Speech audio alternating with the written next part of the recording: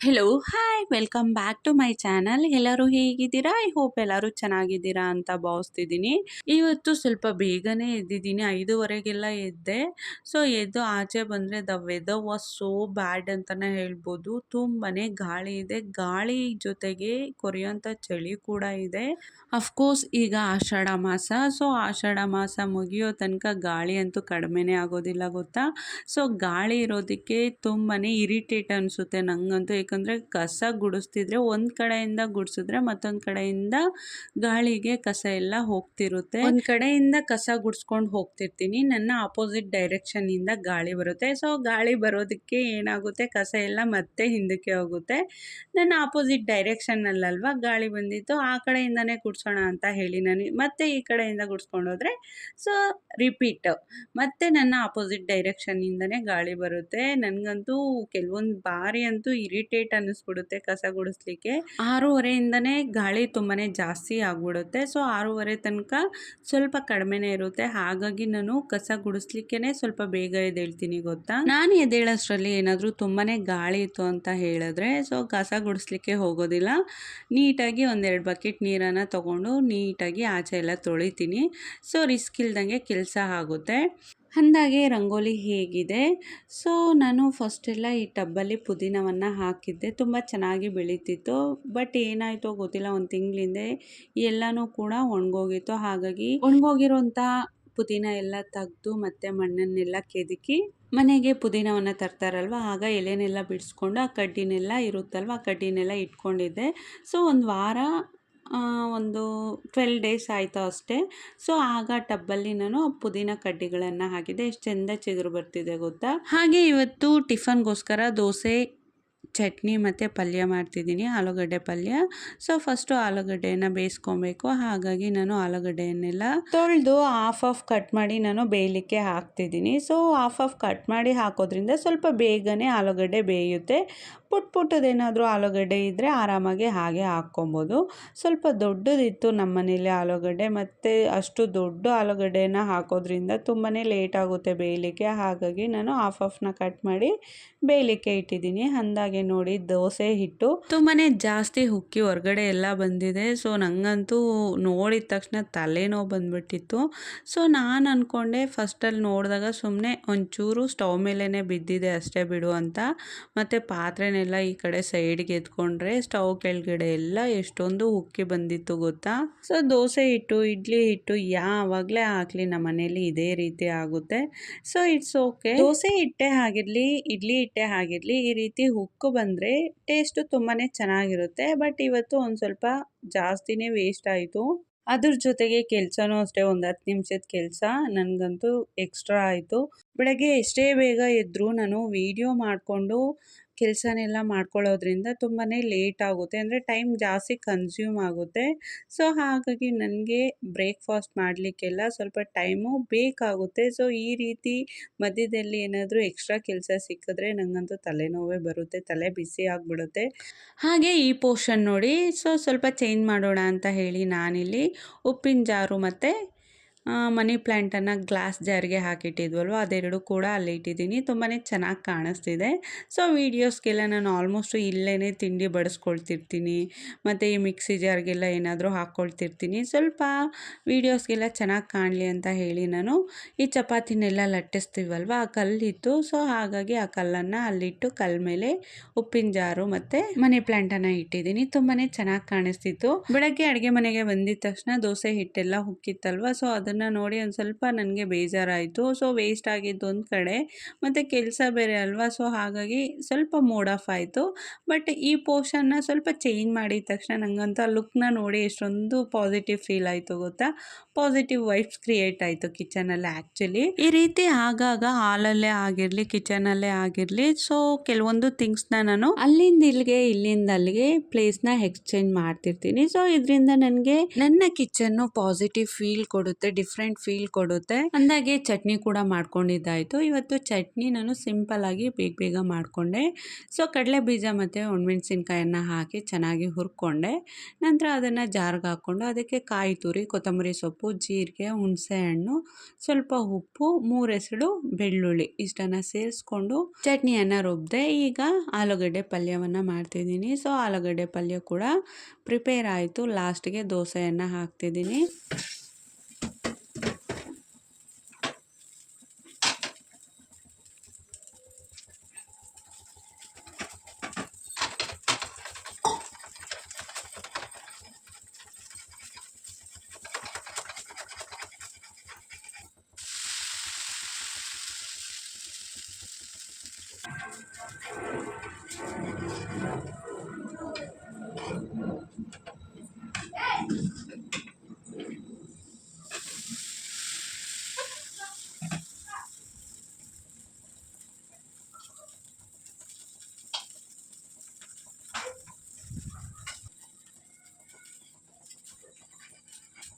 ಅಡುಗೆನೆಲ್ಲ ಮುಗಿಸಿ tiffin boxes ಎಲ್ಲ pack ಮಾಡಿ ಯಜಮಾನ್ರು ಮತ್ತು ಆಯುಷ್ ಇಬ್ಬರು ಕೂಡ ಸ್ಕೂಲ್ಗೆ ಮತ್ತು ಕೆಲಸಕ್ಕೆ ಹೊರಟರು.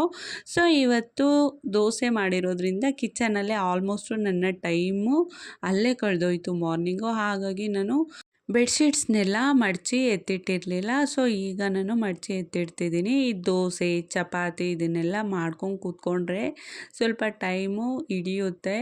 ಮತ್ತು ಇವತ್ತು ಎಕ್ಸ್ಟ್ರಾ ಕ್ಲೀನಿಂಗ್ ಕೆಲಸ ಬೇರೆ ಹಿಡೀತಲ್ವ, ಹಾಗಾಗಿ ಕಿಚನಿಂದ ಹೊರ್ಗಡೆನೇ ಬರಲಿಕ್ಕೆ ಆಗಲಿಲ್ಲ. ನಾರ್ಮಲಾಗಿ ನಾನೊಂದು ಸ್ವಲ್ಪ ಬೇಗ ಎದ್ದೇಳ್ತೀನಿ. ಸೊ ಆ ಟೈಮ್ಗೆ ಯಾರೂ ಕೂಡ ಎದ್ದಿರೋದಿಲ್ಲ. ಸೊ ನಾನು ಎದ್ದು ಬಂದು ಆಚೆ ಕಸ ಹೊಡೆದು ರಂಗೋಲಿ ಹಾಕಿ ಕಿಚನ್ಗೆ ಹೋಗಿ ಅಡುಗೆ ಮಾಡ್ತಾ ಇರ್ತೀನಲ್ವ, ಆ ಟೈಮ್ಗೆ ಒಬ್ಬೊಬ್ಬರಾಗಿ ಎದ್ದು ಬರ್ತಾರೆ. ಸೊ ಅಡುಗೆ ಮಾಡ್ತಾ ಸ್ವಲ್ಪ ಫ್ರೀ ಸಿಗುತ್ತಲ್ವ, 1 ಮಿನಿಟೋ 2 ಮಿನಿಟ್ಸ್ ಏನಾದರೂ ಬೇಯಲಿಕ್ಕೆ ಇಟ್ಟಿರ್ತೀವಿ. ಸೊ ಆ ಟೈಮಲ್ಲಿ ಆ ಗ್ಯಾಪಲ್ಲಿ ನಾನು ಬಂದು ಬೆಡ್ಶೀಟ್ಸ್ನೆಲ್ಲ ಮಡಚಿಡ್ತಿದ್ದೆ. ಬಟ್ ಇವತ್ತಂತೂ ಕಿಚನಿಂದ ಹೊರಗಡೆ ಬರಲಿಕ್ಕೇ ಆಗಲಿಲ್ಲ. ಪುಟಾಣಿಗೆ ಬೆಳಗ್ಗೆ ಎದ್ದಾಗ್ಲಿಂದ ಈ ಬೆಡ್ಶೀಟ್ಸ್ ಎಲ್ಲ ಕಣ್ಣಿಗೆ ಕಾಣಲಿಲ್ಲ. ಈಗ ನಾನು ಮಡಚಿ ಎತ್ತಿಡೋಣ ಅನ್ನೋ ಟೈಮ್ಗೆ ಇವನಿಗೆ ಆಟಾಡಲಿಕ್ಕೆ ಬಂದಿದ್ದಾನೆ ಬೆಡ್ಶೀಟ್ಸ್ ಜೊತೆ.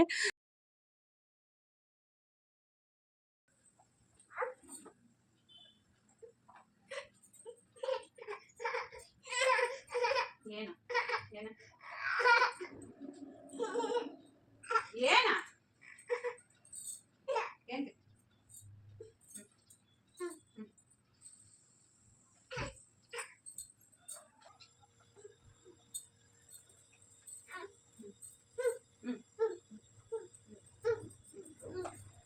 ಏನ ಏನು ಓ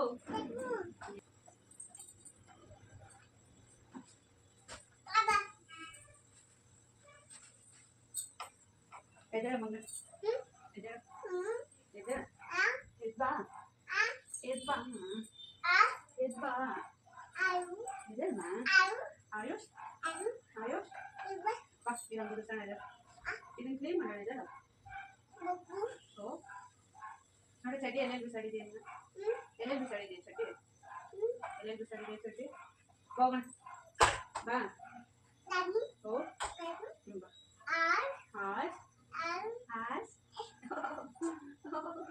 ಬಾಯ್ ಅಮ್ಮ ಹೆಚ್ಚು ನಾನು ಹೋಗ್ತೀನಿ. ಬಾಯ್ ಬಾಯ್ ಬಾಯ್ ಹೋಗ್ಲಾ ಹೋಗೋಣ.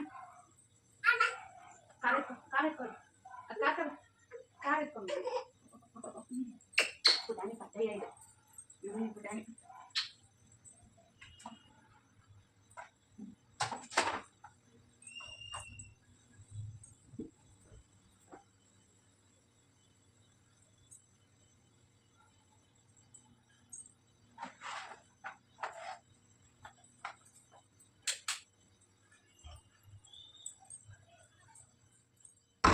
ದೋಸೆ ಹಿಟ್ಟು ಸ್ವಲ್ಪನೇ ಉಳಿದಿತ್ತು. ಸೊ ಇಷ್ಟು ದೋಸೆ ಹಿಟ್ಟನ್ನ ಏನಕ್ಕೆ ಫ್ರಿಜ್ಜಿಗೆ ಎತ್ತಿಡೋದು ಅಂತ ಹೇಳಿ ದೋಸೆನೆಲ್ಲ ಹಾಕ್ಕೊಳ್ತಿದ್ದೀನಿ. ಒಂದು 3 ದೋಸೆ ಆಗ್ತಿತ್ತಷ್ಟೇ. ಸೊ 3 ದೋಸೆಯನ್ನು ಹಾಕ್ತಿದ್ದೀನಿ. ಇನ್ನು ನಾನು ತಿನ್ನಬೇಕು ಮತ್ತು ಪುಟಾಣಿಗೆ ತಿನ್ನಿಸ್ಬೇಕು. ಮತ್ತು ಸಂಜೆಗೆ ಆಯುಷ್ ಬಂದು ಕೇಳ್ತಾನೆ, ಯಾಕಂದರೆ ದೋಸೆ ಅಂದರೆ ಅವ್ನ ಫೇವ್ರೇಟು, ಹಾಗಾಗಿ. ಸೊ ನಂತರ ಒಂದು ಸ್ವಲ್ಪ ಪಲ್ಯ ಮತ್ತು ಚಟ್ನಿ ಎಲ್ಲ ಉಳಿದಿತ್ತು, ಅದನ್ನೆಲ್ಲ ಒಂದು ಬಾಕ್ಸ್ಗೆ ಹಾಕಿ ತೊಳೆಯೋಂಥ ಪಾತ್ರೆನೆಲ್ಲ ಸಿಂಕ್‌ಗೆ ತುಂಬಿಸ್ತಿದ್ದೀನಿ. ಮತ್ತು ಸ್ಟವ್ನೆಲ್ಲ ಕ್ಲೀನ್ ಮಾಡ್ಕೊಬೇಕು. ಹಾಗೆ ಸರ್ಜನೆಲ್ಲ ಕ್ಲೀನ್ ಮಾಡ್ಕೊಬೇಕು. ಒಂದೊಂದಾಗೆ ಎಲ್ಲನೂ ಕೂಡ ಮಾಡ್ಕೊಳ್ತಿದ್ದೀನಿ. ಹಾಗೆ ಲಕ್ಕಿಗೆ ಹಾಲನ್ನು ಕುಡಿಸ್ಲಿಕ್ಕೆ ಹಾಲನ್ನು ಕಾಯಿಸಿ ಬಾಟಲ್ಗೆ ಹಾಕಿ ಎತ್ತಿಡ್ತಿದ್ದೀನಿ.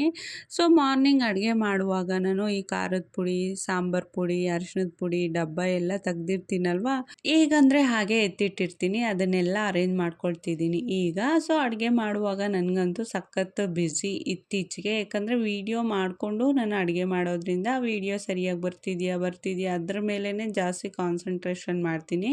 ಅದ್ರ ಜೊತೆಗೆ ಟೈಮ್ ಸರಿಯಾಗಿ ಬ್ರೇಕ್‌ಫಾಸ್ಟು ಸಹ ರೆಡಿ ಆಗಬೇಕು. ಹಾಗಾಗಿ ಸ್ವಲ್ಪ ಬ್ಯುಸಿಯಾಗಿರ್ತೀನಿ.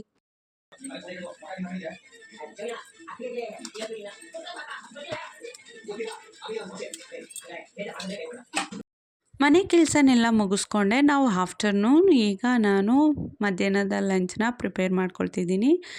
ನಾನಿವತ್ತು ಮಿಕ್ಸ್ ಬೇಳೆಕಾಳು ಮತ್ತು ತರಕಾರಿಯನ್ನು ಹಾಕಿ ಒಳ್ಳೆ ಸಾಂಬಾರನ್ನು ಮಾಡ್ಕೊಳ್ಳೋಣ ಅಂತ ಹೇಳಿ ತೊಗರಿಬೇಳೆ, ಕಡಲೆಬೇಳೆ, ಹೆಸರುಕಾಳು, ಅಲಸಂದಿ ಕಾಳು ಮತ್ತು ಒಂದು ಸ್ವಲ್ಪ ಅವರೆಬೇಳೆನೂ ಸಹ ಸೇರಿಸ್ಕೊಂಡಿದ್ದೀನಿ. ಸೊ ಮಿಕ್ಸ್ ಬೇಳೆಕಾಳು, ನಂತರ ಅದ್ರ ಜೊತೆಗೆ ಹೀರೆಕಾಯಿ, ಬೀನ್ಸು, ಒಂದು ನೌಕಲನ್ನು ಕೂಡ ತೊಗೊಂಡಿದ್ದೀನಿ. ಹೀರೆಕಾಯಿ ತುಂಬಾ ಚೆನ್ನಾಗಿದೆ, ಎಳೆದಿತ್ತು, ಹಾಗಾಗಿ ಒಳಗಡೆ ಇರೋ ತಿರುಳನ್ನು ತೆಗ್ದಿಲ್ಲ ನಾನು.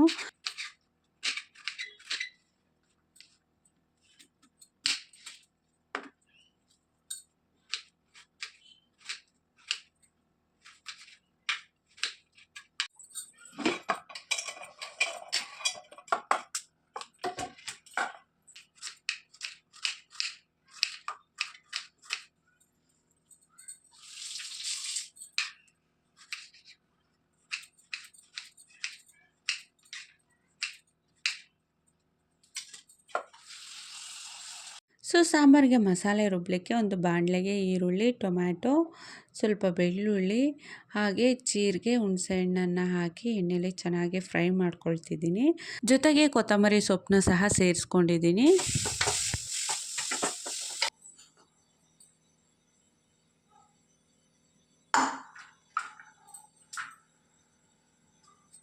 ಅಷ್ಟು ಇಂಗ್ರೀಡಿಯೆಂಟ್ಸ್ನ ಎಣ್ಣೆಲಿ ಚೆನ್ನಾಗಿ ಫ್ರೈ ಮಾಡಿ, ಸೊ ಮಿಕ್ಸಿ ಜಾರ್ಗೆ ಹಾಕಿ ರುಬ್ಬಿ ಮಸಾಲೆ ರೆಡಿ ಮಾಡಿಕೊಂಡೆ. ಈಗ ಕುಕ್ಕರ್ಗೆ ಮಿಕ್ಸ್ ಬೇಳೆಕಾಳು ಮತ್ತು ತರಕಾರಿ, ರುಬ್ಕೊಂಡಿರುವಂತಹ ಮಸಾಲೆ, ಅದ್ರ ಜೊತೆಗೆ ಖಾರಕ್ಕೆ ಖಾರದ ಪುಡಿ, ಧನಿಯಾ ಪುಡಿ, ಸಾಂಬಾರು ಪುಡಿ, ಅರಿಶಿನ, ಉಪ್ಪು ಇಷ್ಟನ್ನು ಹಾಕಿ, ಸೊ ಸಾಂಬಾರಿನ ಅದಕ್ಕೆ ನೀರನ್ನು ಸಹ ಸೇರಿಸಿ ಒಂದು 3-4 ವಿಸಿಲ್ ಕೂಗಿಸ್ಕೊಳ್ತೀನಿ. ತುಂಬ ಜಾಸ್ತಿ ಸಾಫ್ಟ್ ಆಗೋದೇನು ಬೇಡ, ಬೇಳೆಕಾಳೆಲ್ಲ ಸಿಗಬೇಕು ಬಾಯಿಗೆ ತಿನ್ನುವಾಗ. ಹಾಗಾಗಿ ನಾನು ಒಂದು 3-4 ವಿಸಿಲನ್ನು ಕೂಗಿಸ್ಕೊಳ್ತೀನಿ. ಸೊ ಸಾಂಬಾರು ಕೂಡ ರೆಡಿಯಾಗಿದೆ. ಈಗ ಲಾಸ್ಟಿಗೆ ಒಗ್ಗರಣೆ ಹಾಕ್ತಿದ್ದೀನಿ. ಸೊ ಇದಿಷ್ಟು ಇವತ್ತಿನ ವ್ಲಾಗ್. ಐ ಹೋಪ್ ಎಲ್ಲರಿಗೂ ಸಹ ಈ ವ್ಲಾಗು ಇಷ್ಟ ಆಗಿರುತ್ತೆ ಅಂತ ಭಾವಿಸ್ತಿದ್ದೀನಿ. ಯಾರಿಗೆಲ್ಲ ಈ ವ್ಲಾಗ್ ಇಷ್ಟ ಆಗಿದೆಯೋ ದಯವಿಟ್ಟು ವಿಡಿಯೋಗೆ ಒಂದು ಲೈಕ್ ಕೊಡಿ. ಮಿಸ್ ಮಾಡದೆ ನನ್ನ ಚಾನಲನ್ನು ಸಬ್ಸ್ಕ್ರೈಬ್ ಮಾಡ್ಕೊಳ್ಳಿ. ಎಲ್ಲರಿಗೂ ಕೂಡ ಥ್ಯಾಂಕ್ ಯು.